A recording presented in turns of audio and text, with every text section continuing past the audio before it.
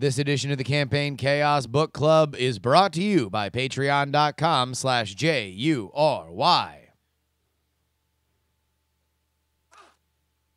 Politics, politics, politics, politics, politics.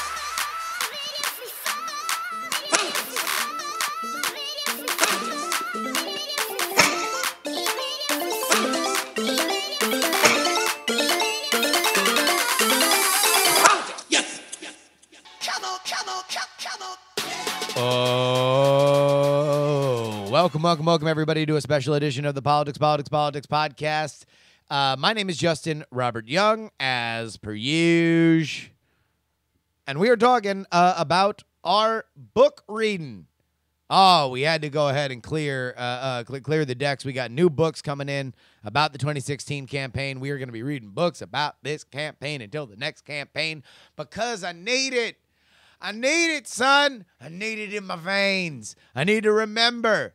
I need to remember what it was like back in 2016. Oh, when there was never a dry day of news. Oh. All right. We have some new viewers here in our Twitch chat, twitch.tv/Justin R. Young. A Gaster one says this stream is racist to dyslexics. Incorrect, because I listened to the book that we are going to be talking about today, Hacks by Donna Brazile, on audiobook, and Donna Brazile reads it herself. And unlike the book that I was unable to finish because I was reading it on audiobook, which was Hillary Clinton's What Happened, it is a boon that Donna Brazile reads her own book because she has a great voice. She has a New Orleans drawl. She kind of talks like this, but it's great. It's amazing. And you understand why Donna Brazile is who she is. Why she is who she is in the in the role that she plays. She is a political operative. If you are unfamiliar with who Donna Brazile was prior to her becoming the head of the Democratic Party in a tumultuous fashion during the 2016 campaign, she was launched to prominence when she ran the campaign of Al Gore in 2000, which obviously came very, very close to being successful before a very, very public and history-defining Supreme Court challenge and recount in Florida. So, Donna Brazile has, from that point to this, when we meet her in this book, been a talking head. She had a contract on CNN. She was a regular Democratic operative on the Sunday morning talk shows where she would carry the water for the Democratic cause, as was her job, and was, I think, a job that she very much relished. So, first impressions of this book are that I love it. Loved it. These are the kind of books that I love so much and really has influenced what I do politically in general. What I have always loved and kind of sought to emulate was the kind of backroom Marriott bar discussion that campaign managers would have with each other.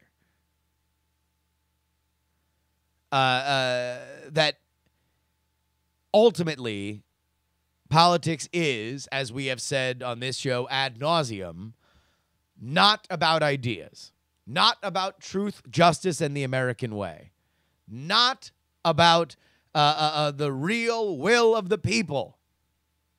It's about there being a preset day and you having to convince more people than your opponent to walk into a booth and hit your button. The methods by which you can do that can include everything else that I just talked about. Truth, justice, righteousness, the hand of God himself. But I would say that half of this book gives you everything that you would want in that regard. The second half gets a little off the rails, but let's go ahead and talk about the best part of it. And this takes place largely in the first half. Donna Brazile does the most aggressive job that she can of lighting the Clinton campaign on fire. Like, on fire. Ooh, ooh, ooh, ooh, ooh. Like that kind of fire. Flames fire. The licking tendrils of hell fire. She does even worse to Debbie Wasserman Schultz, my former congresswoman from South Florida. She kind of even lays a little bit of blame, about as much as she would ever do, around the neck of Barack Obama. This comes in twofold. Number one, she is horrifyingly critical about how the biggest politicians of the modern era have left the Democratic Party. Barack Obama felt no love for the Democratic Party because he had to effectively go around it to beat Hillary Clinton and therefore did not raise a lot of money for it. The Clinton campaign found the Democratic Party in horrifying debt. We are talking $40 million worth of debt. And by the time that Donna Brazile gets into her office and reads the books, she understands, and this became national news when the book was coming out, that the Hillary Clinton campaign, dig this, bailed out the Democratic Party with the agreement that the Clinton campaign, Brooklyn, New York, would get firing rights, would get powers of what they were going to spend, and would control all messaging coming out of the Democratic Party. They owned the Democratic Party. Quite simply. Like, that's kind of not even controversial. They literally bought and paid for the Democratic Party. Now, you can say that if you are to defend it, which Donna Brazile, again, she's great at her job. She walks it a little back to say, okay, their point was that they were sure they bailed it out, but you can still run it fair once you've bailed it out, I guess. But Donna Brazile does not think that that was right, nor does she think that she had enough control. And by the time that she got into control of the party, the damage had effectively been done. Dig this. The way that it is not uncommon for a nominee of a party to take control of the party. That happens. That's de rigueur. What is odd is the fact that she took control of the party as early as she did. Play 2 Cinema in our chat room says, is it ethical to give questions prior to the debate? Pause. Put a pin in that. It's my biggest criticism of the book, and we're going to get to it. The problem with this is ultimately that when Donna Brazile comes into power effectively, this is at the point where she should be handing over power to the Clinton campaign, only to find out that the Clinton campaign had been in control to a level that was unorthodox at the very least. For far longer. She's, again, we said at the beginning of this that she lights Debbie Wasserman Schultz on fire. Oh my God. You can still smell the burnt hairspray if you take a deep enough whiff of how in flagrante Debbie Wasserman Schultz was left. And considering, here's another thing. I know I see a lot of new names here, right? Here's another axiom of this podcast. There is no power but projected future power. So even as diminished as they are, Hillary Clinton will still wield influence in Democratic circles. Barack Obama is effectively liberal Reagan. So she's not going to really fuck with them. But all these people who are out, who are pariahs, oh, DB done gave it to them. Oh, Debbie Wasserman Schultz is a pariah now, and she gets torn asunder. She ballooned the budget of the Democratic Party, saying that she's the one who drove it $40 million in debt. She makes the point that normally what happens in between big campaigns is you pare down the staff, not her. She says she's a bad leader. Hell, she criticizes this lady's interior decorating. Donna Brazile spends paragraphs talking about how shitty her paint selection was. Oh, my God.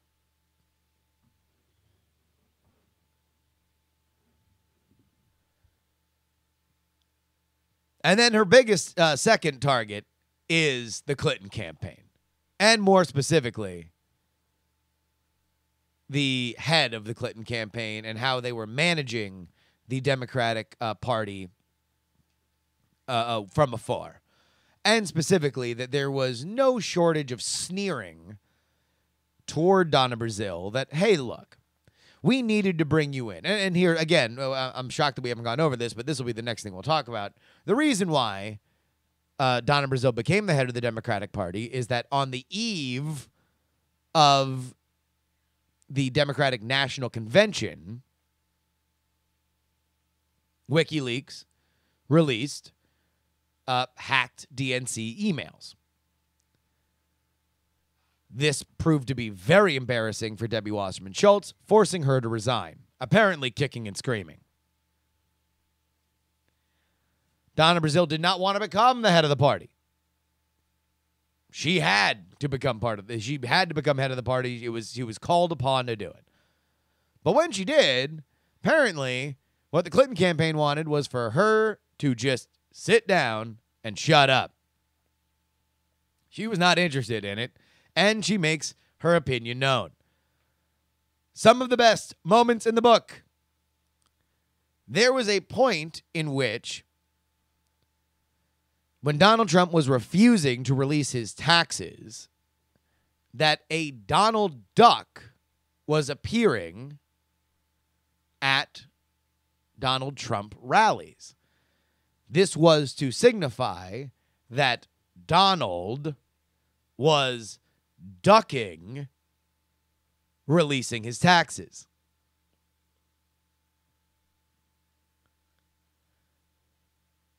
Donna Brazile thinks that this is, quite literally, Mickey Mouse bullshit.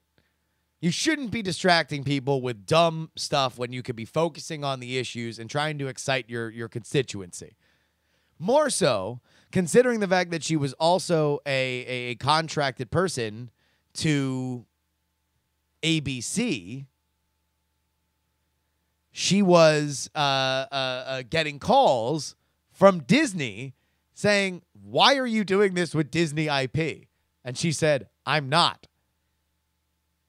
So she had to call the Clinton campaign. Clinton campaign says, we can't take Donald Duck off the road there. Why?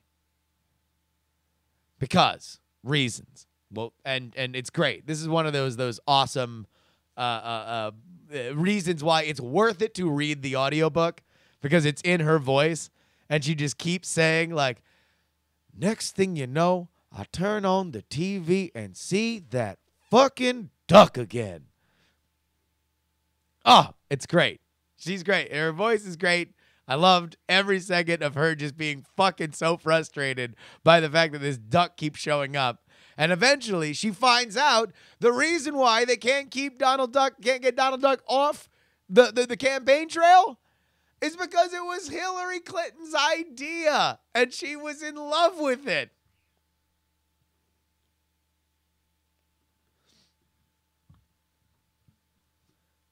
But Donna Brazile eventually let a sanity reign when she reminded the Clinton campaign that they were about to go on a trip to L.A. to fundraise, one of which of the fundraisers were at Bob Iger's house. And Bob Iger would probably be happier and would hold the fundraiser if one of his decades-old, super valuable, billion-dollar IPs was not being trotted out for political purposes. Yeah, for those of you just joining us here, Play 2 Cinema. And again, go ahead and get this book. I would highly recommend anybody who is into this podcast. You will enjoy this book. Donna Brazile's Hacks. Go get it on... go get it right there on Amazon. Check it out. I would highly recommend it. The other best part about it, about her shitting on the Clinton campaign, is going to visit the Clinton campaign headquarters in Brooklyn, in which she offers a maxim that is the line of the book. Big Jim has been echoing it down in the chat. I will give him one more opportunity to for anybody to say it. It is an old lesson that she learned when it came to whether or not there was good vibes of the hallmarks of a successful campaign. Something that she has known for decades. The kind of old political wisdom that apparently was being eschewed by the Clinton campaign. Yes, are the kids fucking? A sign of a good campaign is whether or not your staff is having a good time drinking and fucking. How can you not love this book? This is exactly what I love. This is everything that I love in political commentary. It's just this kind of real world. How do you motivate a volunteer force to get somebody elected, to get people in a booth, to press a button? It's more so than the other person. Make them fuck, or produce an environment in which fucking is conducive. Harmigan says, so, not a good look these days. No, the point here is not that the top are fucking the lowly plebes, but rather that chaos creates bonds. You know, trauma creates friendships, creates marriages. I mean, look at all these political operatives. There's a reason why half of them are married to each other, because they met each other on the campaign trail.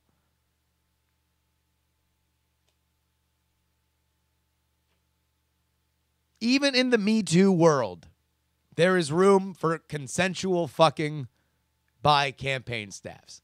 IMO. Now let's get to the stuff that I wasn't so in love with. The second half of this book focuses far more on her understanding the hacking of the DNC. And a lot of it is Donna Brazile is an expert at politics and the stuff that she talks about in the first half of the book. The second half is her just basically her diary of understanding and explaining what happens. The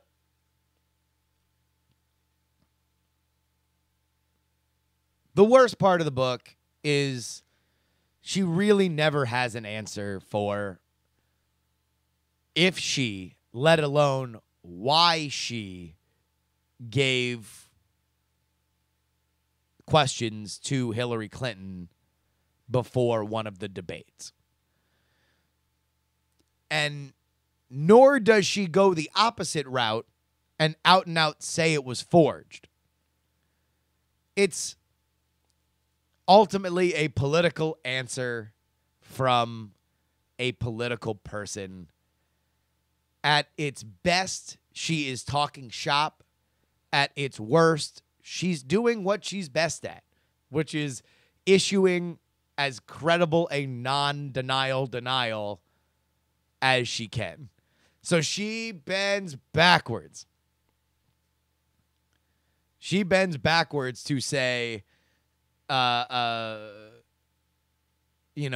well, I couldn't find it, but I have a lot of email accounts, and sometimes I don't know where I'm sending emails from, but I searched my emails and I couldn't find it, but I had other people with corporate emails search their corporate accounts, and they said they couldn't find it, and I think some of the other ones were faked. But ultimately, look, if you follow that email story, if there were out-and-out forgeries amongst those, the Clinton campaign and the DNC would have jumped all over it. All over it. If they would have been able to prove that these emails were forgeries, because then they could prove that these things were being used to manipulate the media. So it's a little weak sauce, in this humble podcaster's opinion, that there's a non-denial denial on that. I would have loved for her to say, hey, look, here's why I did it. I also, I gave it to Hillary this way because I would get it to Bernie another way. I wanted them to both demonstrate competency. But she doesn't. It's just kind of left, like, I think Big Jim put it. She doesn't recall, and she says she does not have copies of her email, but she implies that it's faked, which to me, that's why she's good at her job, because she knows that you don't have to prove an implication.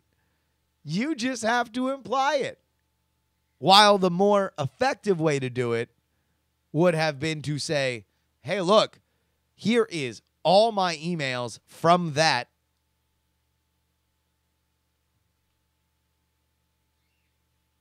From that day, from that time, you will not find one of those. But again, that is the second half of the book. I would highly, highly, highly recommend it if you are into what I love, which is the dirt under the fingernails. What are we doing today? How do we create the messaging kind of reality of running both a party and a campaign in what we can all understand were extraordinary circumstances? Also, she drinks a lot in the book, and she has chicken wings. I love chicken wings. My new goal, I got to have chicken wings with Donna Brazile. I got to have chicken wings. I want to pitch an interview to Donna Brazile where we just eat chicken wings. I love chicken wings, are maybe my favorite food. She loves chicken wings. She goes into this whole thing about how when she became head of the DNC, she now had to hang out at different kinds of parties, at different kinds of hotels, and she's pissed off that the hotels she had to hang out at with all the fancy donors didn't have chicken wings. She would rather hang out at the shittier bars with the better chicken wings, and I'm with her. Also, a Gaster right here in the chat room says, I'm a vegetarian. Dude, go ahead and tune into my wife's stream, twitch.tv/fakegamergirl. She's got a fantastic vegan a vegan recipe for chicken wings. Also, Frank's Red Hot Buffalo Sauce, vegan. That's something that I did not know. 2018 goals, chicken wings with Donna Brazile. Absolutely. All right, guys. That is going to be it for this Campaign Chaos Book Club. I will announce now the next book that we are going to read. So go ahead and get a head start on this. Is going to be the new book by Corey Lewandowski. We're reading another campaign manager book. Let Trump Be Trump. Corey Lewandowski, David Bossy, and then narrated by Peter Beckroth, or Beckrow, I don't know. It is the inside story of the rise to presidency. If you're unfamiliar with Corey Lewandowski, he was the first campaign, the first campaign manager for Donald Trump. He got fired. He apparently spares nobody in this book. So I am very, very, very excited to read it. Go ahead and get in on this. We will be doing another one of these when we wrap up. But until next time, thank you guys so much for being a part of the Campaign Chaos Book Club. I will see you guys next time. Politics, politics, politics, politics.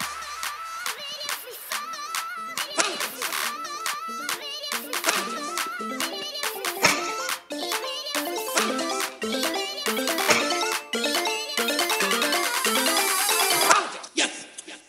Come on, come on, come on. Diamond Club hopes you have enjoyed this program.